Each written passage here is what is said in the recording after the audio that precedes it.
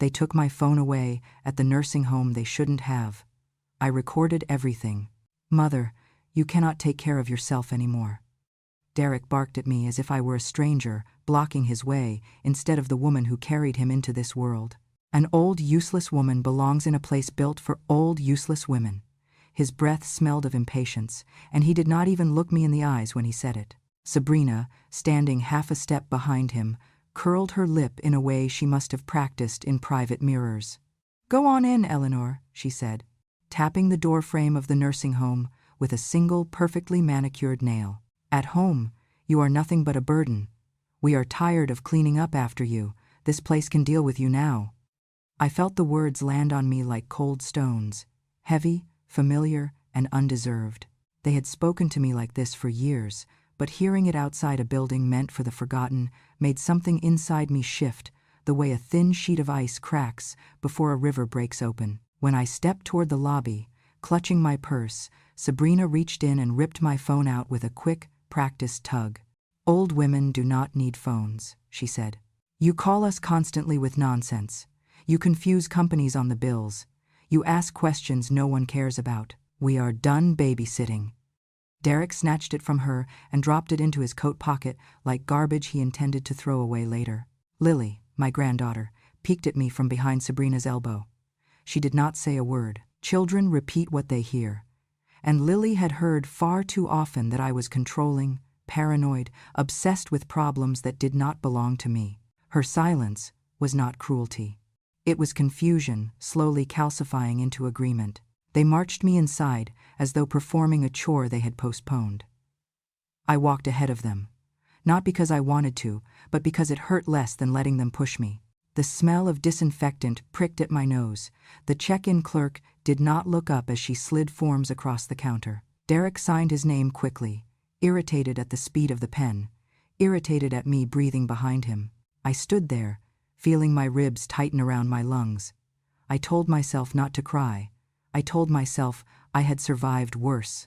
I told myself I was still Eleanor Marsh, but the echo of that name felt faint, like someone calling from another room in another life. Around the 200th word of their insults, it occurred to me that if justice ever found its way back to me, I wanted witnesses. My voice, silenced for so long, deserved amplification. So, to anyone listening now, let me say this clearly. If you feel justice deserves celebration, smash that hype button.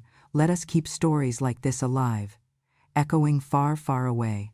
Your support helps us bring understanding and love to those who deserve it. Thank you so much. Keep listening. When Derek finished signing, he handed the clipboard back without looking up. "She forgets things," he announced to the clerk. "She wanders. She lies. She imagines people are out to get her." Sabrina chuckled. "We tried to care for her. She refuses to be reasonable." She looked at me then, her eyes flat, triumphant. "This is best for everyone." They believed that. They truly did. Their version of the story painted me as the villain. I was the mother who interfered, the teacher who judged, the woman who questioned everything that frightened them. Sabrina resented me for my years investigating child abuse. She called it sticking my nose where it never belonged. Derek hated that I reported his best friend in high school for hitting a younger student. That friend had been arrested, and Derek blamed me for ruining his life. Sabrina still complained that I refused to hand over my retirement money for her cryptocurrency fantasies, as if caution were an insult. Even Lily, sweet Lily, had been taught that my concern was meddling, that my warnings were bitterness, that my memory of events was shaped by spite rather than experience. They did not hate who I was. They hated who they imagined me to be, and it was easier for them to imagine than to remember. When they turned to leave faster than politeness, slower than guilt, they did not say goodbye. Derek tapped his pocket where my phone rested and said, "We will keep this, so you do not bother anyone." Sabrina waved a limp hand, a gesture meant to imply mercy where none existed. They stepped through the glass doors, and for the first time in my life, I watched my own child walk away relieved to be rid of me. As soon as they disappeared into the parking lot, I slipped a trembling hand into the inner lining of my coat and felt the small, cool rectangle hidden there. My second phone, not the new one they stole, but an older model I kept out of habit, tucked into a secret pocket I stitched myself. They had no idea it existed. I clicked the power button gently, shielding the glow of the screen with my palm. My heart thudded, not from fear but from awakening. They thought they had ended my voice. They had only freed it. Why were they so desperate to silence me? What did they think I might say? Or worse, what did they think I might find out? I had spent 40 years of my life identifying danger in shadows, lies in paperwork, bruises behind polite smiles. People had always feared what I might uncover. It appeared my own family feared it most of all, and standing in that lobby, clutching the secret phone against my ribs, I felt the old version of myself, sharp, observant, unwilling to bow, rise again. They did not know it yet, but they had just armed the woman they hoped to bury. People say history gets rewritten by the victors, but in families like mine, it gets rewritten by the loudest, the angriest, the ones who cannot tolerate remembering things as they truly happened. My past did not fade because of age. It was deliberately smudged by the people who benefited from pretending I was someone else. I spent 35 years teaching children how to read, how to speak up, how to tell the truth, even when the truth scared adults. But the part of my career that my family hated most was the part I did outside the classroom. My work investigating suspected child abuse, documenting bruises, collecting statements whispered by frightened little mouths, standing between danger and the children who had no one else. It was work I never bragged about, but it left marks on my life, marks that Derek and Sabrina twisted into weapons. When Derek was young, he used to watch me prepare case reports late at night, asking questions about why some parents hurt their own children. I answered him carefully, never graphic, never too much, but always honest. I thought honesty built resilience. Instead, it built resentment. As a teenager, he began calling me the judge, saying I looked at everyone like they were guilty until proven innocent. Sabrina, when she married into our family, magnified that resentment like sunlight through glass. She told Derek that my moral standards were outdated, that my instincts were paranoid, that I had spent so long investigating danger that I saw it even where it did not exist. She said it so many times that Derek eventually began hearing my voice through her mouth. Once, when Lily was 6, I watched Derek grab her by the arm, too sharply after she spilled juice on the carpet. It was not terrible, not even close to abuse, but it was the kind of anger that could grow if left unchecked.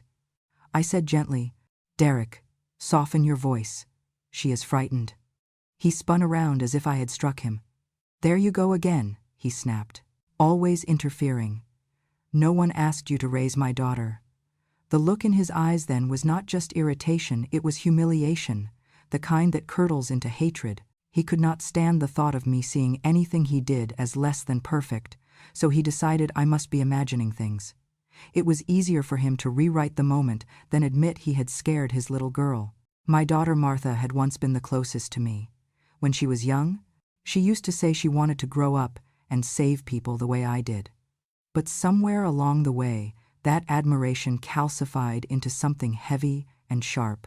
She fell in love with a man who had a long history of drug possession, a man who had lied to her and drained her savings. When I told her gently but firmly that marrying him could destroy her future, she did not argue. She exploded. "You cannot control me forever," she screamed. "You cannot ruin every good thing in my life just because you are afraid." She told everyone I hated him for no reason, that I wanted her miserable, that I meddled because I could not stand to lose authority. None of that was true.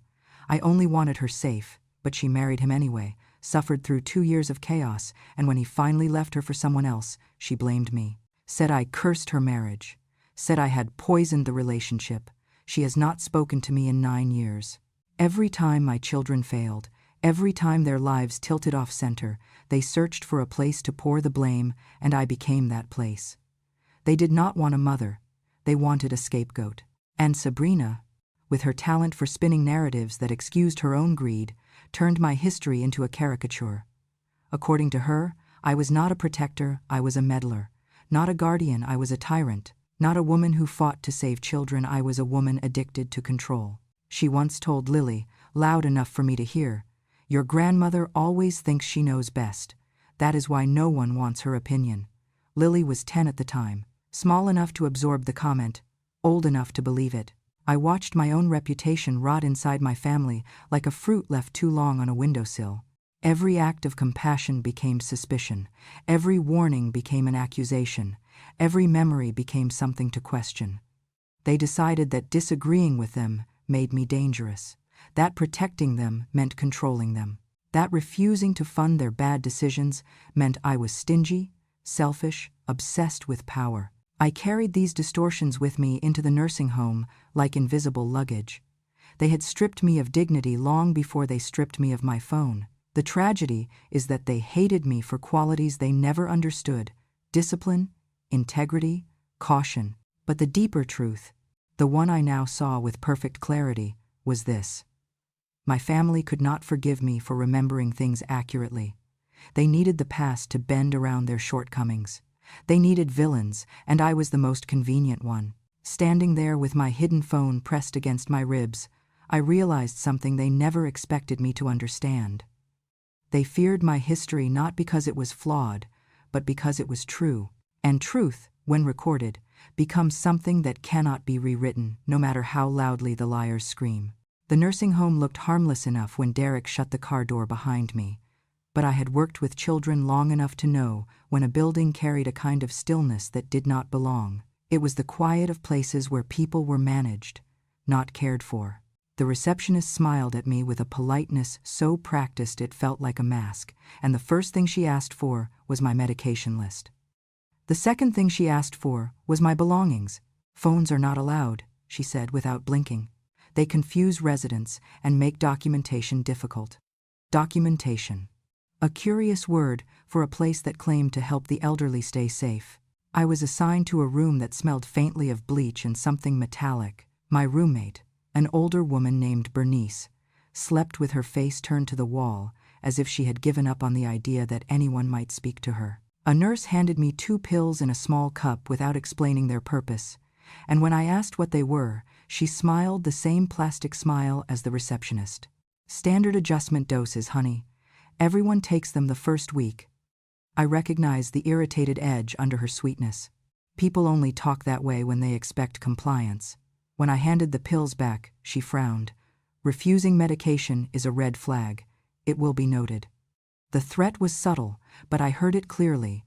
Over the next day, I watched patterns form patterns that reminded me of the institutions where neglected children were hidden away. Lights out at odd hours, meals rushed, questions discouraged, staff members who avoided eye contact unless absolutely necessary. And most telling of all, residents who moved slowly and spoke rarely, as if they were walking through fog. That fog smelled like sedatives, not prescribed thoughtfully, but distributed broadly, conveniently, strategically. They controlled communication with surgical precision. Phone calls had to be scheduled. Visits had to be approved. No laptops, no journals, no photos, and certainly no recording devices. If I had not hidden my second phone deep in the lining of my cardigan, I would have been cut off from the world entirely. Derek and Sabrina knew about my primary phone and made sure it was confiscated at intake. They did not know I had prepared for their betrayal. On my second night, Nurse Dalton came into the room without knocking. She spoke to Bernice as though she were deaf. "Time for your evening dose." Bernice swallowed the pills without question, her eyes vacant, her hands trembling, even though she tried to hide it. I pretended to sleep, but when the nurse leaned over me with her tray, I let my breath stay slow and even until she left. Only then did I reach under my pillow and press the side button on my hidden phone, setting it to record. I had not intended to reveal myself so soon, but the universe often responds to readiness with opportunity. 2 hours later, I slipped quietly into the hallway, pretending to look for a bathroom. Voices drifted from the nurse's station low, careless, believing themselves unwatched.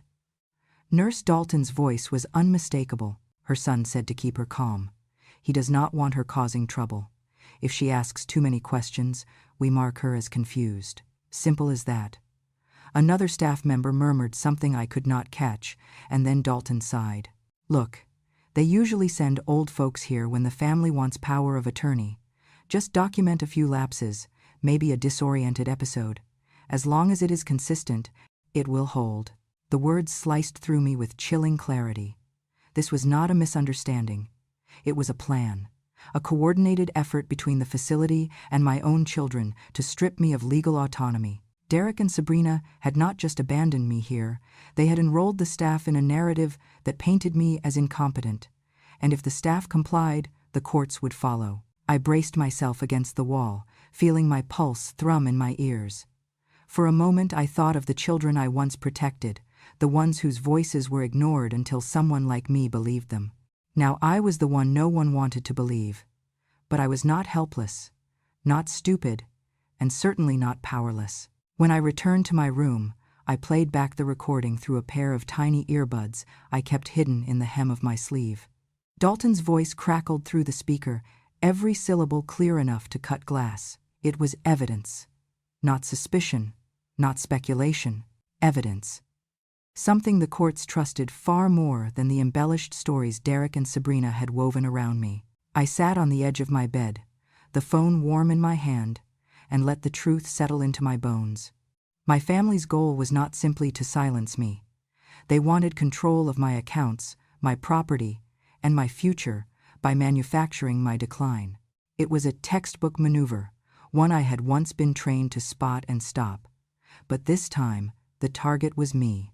As I listened again, the most striking part was not Dalton's cruelty, but her indifference. It told me everything I needed to know about the culture of the place.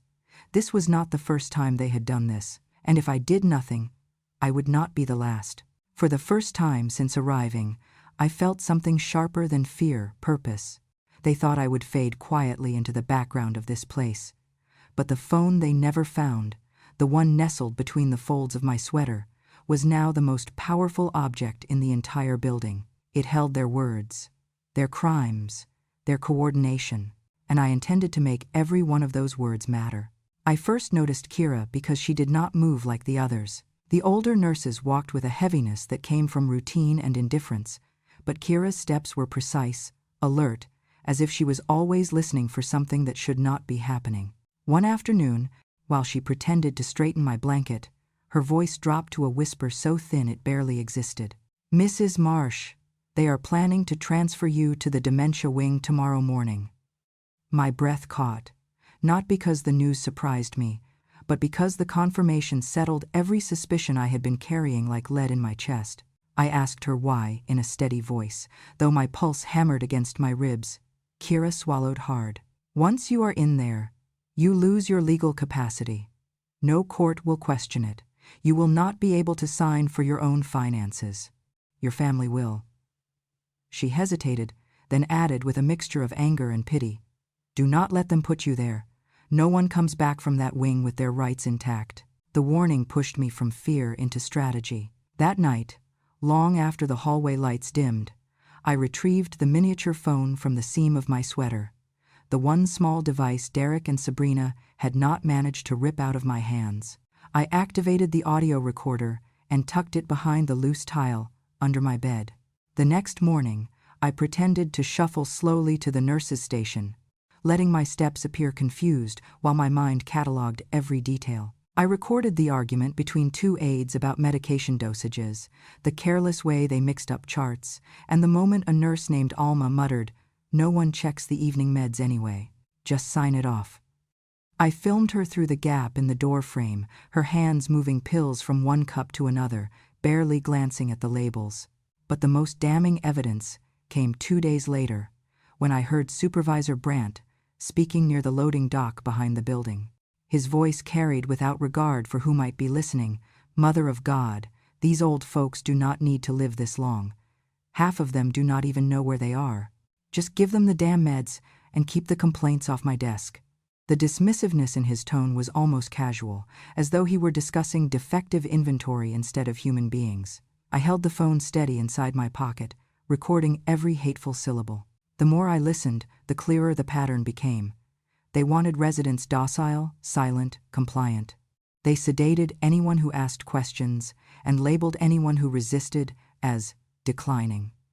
My evidence was growing, but so was the timeline. They were moving fast, and I needed to stay one step ahead. Kira found me later that evening in the laundry room, her eyes darting toward the security camera before she stepped closer. Her voice trembled, but her words were deliberate. "There is something else you need to know." She checked the door again. "The nursing home is part of a cost reduction program. They get bonuses for transferring residents to higher dependency care. The earlier they can move someone to the dementia wing, the more money they save." I felt the cold edge of recognition slice through me. "And my family?" I asked. Her silence was the answer before she spoke. "Your son signed a consent form for special long-term supervision. It gave him a 40% discount on your monthly fees." She looked at me with something close to grief. "He agreed to it knowing the only way they justify that classification is by declaring you incompetent." The world did not tilt or collapse. It simply fell into place with a clarity that hurt more than shock. Derek had not just abandoned me. He had sold me. My worth had been calculated, adjusted, and discounted like a defective piece of equipment. It explained the rush to take my phone, the eagerness to get me out of the house, the impatience when I questioned their decisions. They needed me powerless so they could benefit from my decline, manufactured or not. I steadied myself against the dryer door, the metal cold under my palm. That was when Kira leaned in and whispered, "I do not think they expect you to fight back." Her words ignited something deep in my chest, something my years as a teacher had never allowed to die. The kind of resolve that rises when someone believes you are too small to resist. I pressed the recorder again, feeling its soft vibration as it captured the truth line by line, voice by voice, lie by lie.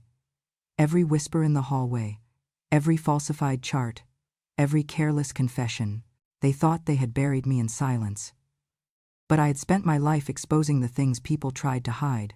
This time would be no different. Derek and Sabrina showed up 3 days after the staff tried to reroute my medication, walking into my room with the smug confidence of people who believed the world and the law existed to favor them. Derek did not even pretend concern.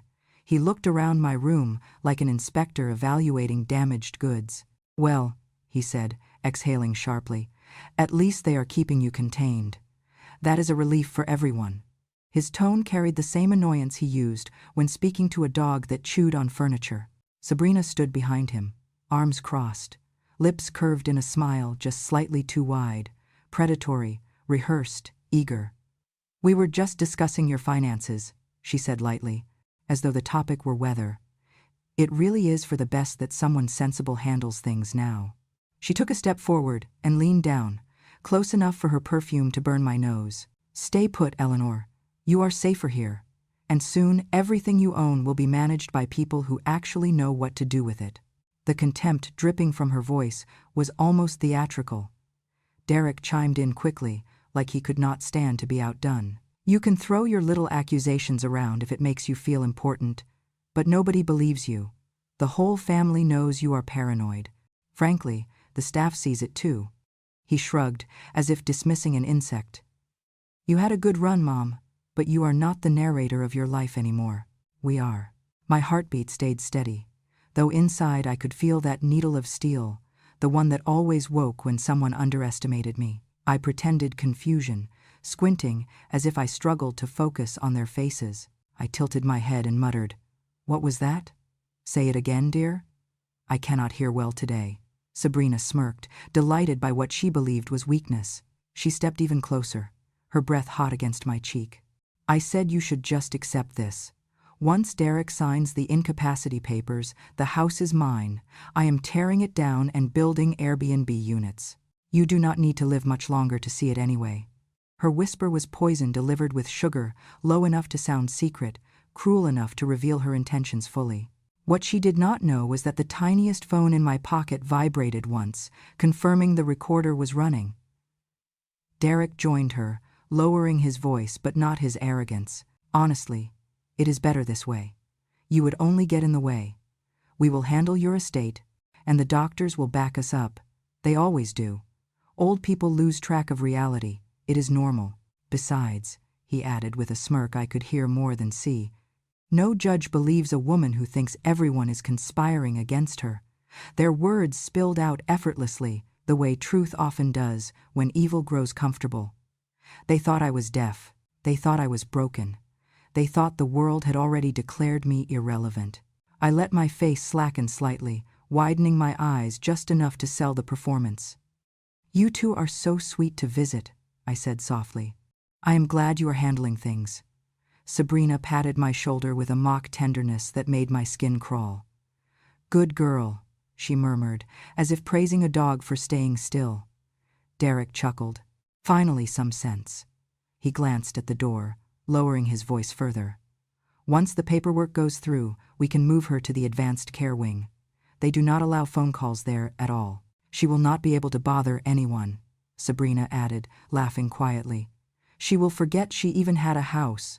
Honestly, she already does." She nudged him playfully. "I told you she would not fight back," Derek replied. "She cannot. That ship sailed years ago. Every word was captured, every insult, every confession, every piece of the trap they were building for me." I sat still, letting them talk themselves deeper into their own grave. Their arrogance was my greatest ally. It loosened their tongues, sharpened their cruelty, made them overconfident enough to expose themselves completely. After a long, satisfied sigh, Sabrina straightened up and smoothed her blouse. "Well," she said brightly, "we should get going. I have a contractor coming tomorrow to look at the property. You know, for the demolition." Derek nodded and gave me a small, dismissive wave. "Bye, Mom. Try not to cause trouble. It will only make things harder for everyone." When the door finally closed behind them, the silence thickened around me, vibrating with the echo of the final, unmistakable truth. My son and his wife had not simply abandoned me. They had already written the ending they planned for me. But they had made one mistake. They spoke too close, too openly, too carelessly, and I had recorded every damning word. Their confidence was their downfall. Their mouths had handed me the weapon I needed. In that quiet room, with the faint hum of the air vent overhead, I held the phone against my chest and whispered, "Thank you, Derek. Thank you, Sabrina. You have no idea what you just gave me." The war had begun. But they had already lost the first battle. I waited until lights out, when the hall settled into that eerie hush nursing homes have at night, a mix of forced peace and hidden desperation. My heart beat steadily, not with fear but with purpose. I pressed the tiny phone against my chest and whispered, "Kira, now." 10 minutes later, she slipped into my room like a shadow, her eyes nervous but determined. "I transferred all the files," she whispered. "Audio, timestamps, the supervisor's comments, everything. They are backed up on 2 drives. One is already off-site." I felt a tightness in my chest ease. "Good girl," I murmured. "Now we send them farther. Together, we push the evidence out into the world." I emailed the recordings to the state's Elder Protective Agency, attaching a brief note. "I am not confused. I am in danger." Then we forwarded the files to a legal aid organization specializing in elder abuse. And finally, my hands trembling just slightly, I sent a message to Martha. I had not spoken to her in years, not since she threw her life into the arms of a man whose criminal record I pleaded with her to reconsider. She had chosen him. He left her in pieces. But she blamed me for warning her, not him for harming her. When I hit send, I did not know whether she would open the message or delete it the way she had deleted every voicemail I'd left her over the last decade. That night, as I lay in the hard twin bed, listening to the hum of the fluorescent hallway lights, I felt something shift inside me, the quiet rage of someone who has been silenced too long, finally learning to roar, not with volume, but with strategy. It was only a matter of hours before everything snapped. I did not expect her to come so quickly, but some truths travel faster than silence ever could. Martha arrived the next morning at dawn. She did not call, she did not knock, she simply appeared in the doorway, wearing a stiff blazer and a guarded expression. For a moment I thought she might hug me, but she stayed where she was, arms crossed. "I came because your message said it was urgent," she said, voice clipped. "So, let us be clear. I am not here to make amends. I just need to see whether you have actually lost your mind." The words sank in like small knives, sharp but unsurprising. I had always been the easiest villain for her to choose, easier than choosing herself. I nodded slowly. Then sit, I said. Listen. Decide whatever you want afterward. She perched on the edge of the chair as if afraid it might stain her. I opened the recording. Sabrina's voice filled the room, instantly venomous, confident, unfiltered. Once Derek signs the incapacity papers, the house is mine. I am tearing it down. She does not need to live much longer anyway. Martha froze. Her jaw tightened. She leaned forward slightly as the next part played Supervisor Brandt, snarling about bothering old people with extra days of life. Nurse Dalton mentioning Derek's request to label me incompetent. And finally, Derek's own voice dismissing me as irrelevant, useless, and ready to be locked away. When the recording faded into silence, Martha did not speak, not for a long time. She covered her mouth with her hand, as though trying to keep something inside from breaking loose. "They said this?" she whispered, her voice thin and shaking. "They said all of this to you?" I nodded again. Her face went through a dozen stages: confusion, disbelief, dawning, horror, and then something deeper, more painful: recognition. "Mom," she said slowly, "I knew they were selfish, but this?" Her voice cracked. "They want you declared incompetent? They want you drugged? They want you gone?" I waited, letting her reach the end of her own denial. She stood up abruptly and began pacing the small room. "I should have been here," she whispered. "I should have checked on you. I should have known something was wrong." Then she stopped and looked at me in a way she had not looked at me since she was a child, like she needed me, like she remembered who I was before resentment rewrote our history. I thought you were trying to ruin my life," she confessed quietly. "But they are the ones trying to ruin yours." I studied her carefully. "What matters," I said, "is whether you believe me now." She swallowed hard. "I do," she answered. "I believe every word." She sank back into the chair, her face pale but resolute.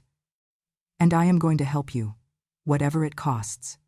It was not a sentimental reunion. It was not forgiveness wrapped in ribbons. It was a battlefield alliance born from the truth finally cutting through years of fog. She took my hand, squeezing it more firmly than I expected. "They have no idea what is coming," she said. For the first time in months, maybe years, I felt something like strength return, not because I suddenly had an army, but because I finally had a witness. Someone who saw what they had tried to bury, someone who would fight beside me. The night had shifted the ground. The trap they built for me was about to collapse beneath them. And as Martha began drafting a legal plan aloud, her voice sharp with fury, I realized something with quiet certainty. They thought they had cornered an old woman, but what they had actually created was a case. And a case is something I have always known how to win. They called it a care review meeting, but it felt more like a tribunal. The room was cramped, fluorescent lights buzzing overhead, yet every person sitting around that table carried enough authority to change the course of my life. Representatives from the State Health Bureau, 2 officers from the Sheriff's Department, a lawyer from the Elder Protection Unit, the Nursing Home Administration, and finally, Derek and Sabrina, seated together as if they were the injured party. I walked in with Martha beside me, her jaw tight, her eyes sharp. Derek leaned back smugly when he saw me. "Mom," he said, shaking his head slowly, "you should not have dragged everyone into your delusions. You are embarrassing yourself." Then he turned to the officers. "She has been confused for months. She makes accusations when she forgets where she puts things. I promise you, none of this is real." Sabrina gave a pitying laugh. "Honestly, I am surprised she even remembers why she is here." The administrator, Mr. Corbin, cleared his throat, ready to begin. "Mrs. Marsh," he said, "there have been serious concerns raised about your cognitive stability and your perception of the care we provide. Today is your chance to clarify." Derek cut in, too eager. "She cannot clarify anything. She does not even know what day it is half the time. She should not be allowed to make her own medical decisions." He looked at me with a grin that had no love in it. "Mom, just admit you made this all up." I set my purse down but did not sit. My hands were steady, my spine straight, my breath calm in a way only truth can grant. Derek, I said quietly, are you absolutely sure you want to stand by that statement? He scoffed loudly. I am sure you cannot prove anything, Sabrina added. The only thing she has is her imagination.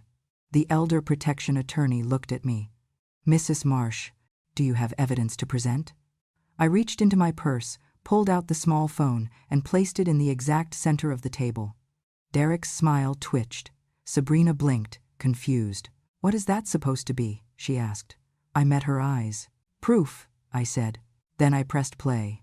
Her own voice filled the room first, so unmistakably hers that she paled before the first sentence even finished. Her sneer echoed over the speakers. Once Derek signs the incapacity papers, the house is mine. I am tearing it down. She does not need to live much longer anyway. Derek shot upright in his chair. That is out of context, he barked, but the recording continued mercilessly, piling their own words on top of them like dirt on a grave. Derek's voice next, cold, dismissive, dripping with contempt. She is basically dead weight. The sooner she is declared incompetent, the sooner we can move on. Then Nurse Dalton's voice joined the chorus, confirming their arrangement. Her son said not to let her cause trouble. Just mark her as confused. It will keep things simple. And then the worst of them all, Supervisor Brandt, bragging without shame. These old folks do not need all these meds. A little extra keeps things quiet and cuts costs. The room went utterly still. Sabrina's chair scraped backward as she stood, shaking. That is fake, she edited that, she shouted. One of the officers shut her down immediately. Ma'am, sit down, now. Derek was sweating, his bravado leaking out of him like air from a punctured tire. She must have tricked us, he stammered. She is manipulative. She has always— The elder protection attorney raised a hand. Mr. Marsh, the audio contains clear timestamps, ambient background consistency, and identifiable speaker verification. Unless you can provide evidence of tampering, this stands as authentic. Sabrina sank back into her chair. Mr. Corbin, the administrator, looked as if someone had knocked the wind out of him. Supervisor Brandt, he said slowly, you are suspended effective immediately pending investigation. Brandt's jaw dropped. What? You believe her over your own staff? The officer beside him answered, we believe the recording that includes your exact voice encouraging medical neglect. He reached for his cuffs. Stand up, sir. Then the attention turned back to Derek. Mr. Marsh, the attorney said, your statements constitute evidence of coercion, intent to defraud, and elder endangerment. Derek's mouth trembled. I did not mean it. She is exaggerating. She provoked us. The officer stepped forward. Sir, you are not under arrest at this time, but you will be charged and barred from acting as your mother's guardian. Sabrina's fate came harsher. The attorney tapped the table. Mrs. Marsh, your statements clearly outline premeditated financial exploitation. You will be taken into custody for processing. Sabrina's breath hitched, and for the first time in her life, she looked afraid. Truly afraid. Derek, she whispered, do something. But Derek could barely lift his head. And then something unexpected happened. Lily, who had been waiting outside with a staff member, must have heard the shouting. She burst into the room, saw the officers, saw her mother crying, saw her father shaking, and then saw me small, silent, and steady. Her eyes filled instantly. She ran past them, past their outstretched hands, and threw her arms around me so tightly I felt her heartbeat shaking through her ribs. Nana, she cried, I am so sorry. I did not know. I did not know. I held her close, smoothing her hair, feeling the tremors of a child who finally saw truth for the first time. It is not your fault, I whispered. None of this is yours to carry. The officers escorted Sabrina out in handcuffs. Derek was ordered to remain seated for further questioning. The administrators were informed that the facility would undergo a full state investigation, and as all of it unfolded around me, the consequences, the humiliation, the unraveling of their lies, I felt no triumph, only a steady, righteous calm. Justice was not loud. Justice was precise, and it had arrived right on time. The morning after the confrontation, they moved me out of that place before sunrise. They did not even try to hide the urgency. 2 state officials escorted me to the car themselves, apologizing again and again for what I had endured. I did not need their apologies, but I accepted their sincerity. It felt strange to breathe air that did not smell of bleach, sedatives, and fear. When we arrived at the new care facility Martha had chosen, the difference struck me immediately. People spoke gently. They used my name, not my room number. They asked what I wanted, instead of telling me what I would get. For the first time in months, my shoulders loosened. Martha handled the paperwork with a steadiness I had not seen in her since she was a teenager. When she finally came into my room, she looked at me as if truly seeing me for the first time in years. "Mom," she said quietly, "I do not know how you survived what they tried to do to you."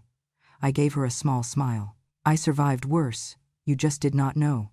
She sat down beside me, folding her hands in her lap. "I am going to testify," she said. "I will not let them twist your story again." There was a strength in her voice that made something inside me unclench. For so long I believed I had lost her forever. Maybe I had not. Maybe truth had a way of repairing what time and resentment nearly destroyed. Within a week, investigators came to interview me. They were meticulous, patient. They reviewed every recording, every timestamp, every whispered threat Sabrina thought would disappear into the air. The younger officer looked horrified when he heard Dalton recommending that I be marked as confused for convenience. The elder abuse attorney shook her head when Brant's voice bragged about drugging residents to cut costs. They told me this case would set a precedent. I told them I wanted only one thing: protection, not revenge. But justice has a way of multiplying. The nursing homes board suspended 3 supervisors. State audits began immediately. Families of other residents started calling the hotline, finally brave enough to say they suspected neglect too. And because Derek and Sabrina's voices were unmistakable on my recordings, their legal consequences came swiftly. I did not attend the hearing, but Martha told me Sabrina cried hysterically when the charges were read. Derek tried to blame her, then tried to blame stress, then tried to blame me. None of it worked. They had built their own trap, word by word. Meanwhile, Lily visited me every Saturday without fail. The first time she walked in, she held a drawing of me, not the frail woman they wanted people to believe I was, but me standing strong with a phone held high like a lantern. "You are brave, Nana," she whispered. My throat tightened. Children see truth more clearly than adults ever do. I hugged her and told her I hoped she would never fear her own voice. Life at the new facility settled into something gentle. I planted herbs on the balcony. I joined a book circle. I began helping staff create a training module on recognizing subtle signs of elder coercion. They said my story would help protect others whose families tried to silence them. That thought anchored me, more firmly than any apology ever could. Martha dropped by often. Sometimes we talked about the investigation. Sometimes we talked about ordinary things like recipes or weather or memories of her childhood. Once she said, "I used to think you tried to control everything. Now I realize you were the only one trying to prevent disaster." I answered, "It is not too late for us." She reached for my hand without hesitation. "I know." Weeks later, I testified in the official inquiry. My voice did not shake. Not once. I described exactly what they took from me: my phone, my independence, my dignity, and exactly how I took it back. When I finished, one of the board members said softly, "Mrs. Marsh, you have done a great service." I nodded, but inside I felt something more profound: closure. Now I sit by the window of my new room, watching the light change across the floor. I am not afraid. I am not silenced. I am not alone. My family, at least the part that matters, knows the truth. The rest can live with the consequences they earned. People often think taking a phone from an old woman is a small thing. They are wrong. A phone is a voice, a witness, a shield. And so I end my story with the truth that carried me through every dark hallway and every whispered threat. They took the phone from my hand, believing they had taken my voice with it. But it was that voice, quiet, steady, and recorded in the dark, that buried their cruelty once and for all. And that, my dear listener, is the story of how one quiet old woman refused to disappear, refused to be rewritten, refused to let cruelty win. If you have stayed with me until now, then you already know something important. Strength does not always roar. Sometimes it whispers. Sometimes it hides in a pocket-sized phone. Sometimes it rises only when the world pushes it down too hard, but it rises. If my story touched you, or reminded you of someone who deserves to be heard, then come sit with me again next time. I still have many stories, some painful, some healing, all true. Your company means more than you know. And before you go, sweetheart, make sure you subscribe to Grandma True Stories. Your support keeps these memories alive, keeps justice echoing, and keeps this old heart warm. I will be waiting for you.